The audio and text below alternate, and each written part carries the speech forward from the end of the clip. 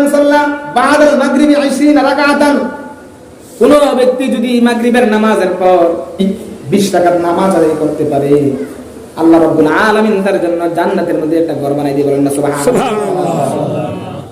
জান্নাতের মধ্যে কি বানাই দিবেন? ঘর বানাই দিবেন। আরে জান্নাতের মধ্যে যদি আমাদের জন্য আল্লাহ রাব্বুল আলামিন ঘর বানায় দেয়, এর চেয়ে আর পাওয়ার আর কিছু হইতে পারে? জি না। এর চেয়ে আর পাওয়ার কিছু হইতে পারে? জি না। আল্লাহ রাব্বুল আলামিন এই মাগরিবের নামাজের পরে 20 রাকাত নামাজ আদায় করার কারণে আল্লাহ রাব্বুল আলামিন তার জন্য কি করবেন? জান্নাতের ঘর বানিয়ে দিবেন।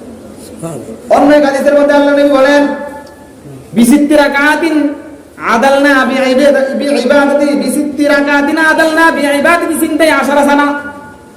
আল্লাহ নবী বলেন, কোন ব্যক্তি যদি মাগরিবের নামাজের পর 6 রাকাত নামাজ আদায় করে, আওয়াবিনের নামাজ, এটার নাম হলো আওয়াবিনের নামাজ, আওয়াবিন নামাজ আদায় করে, আল্লাহ রাব্বুল আলামিন তার আমলনামার মধ্যে 12 বছর ইবাদত করলে যে সওয়াব আল্লাহ রাব্বুল আলামিন তার আমলনামায় সওয়াব দিয়ে দেবেন। না সুবহানাল্লাহ।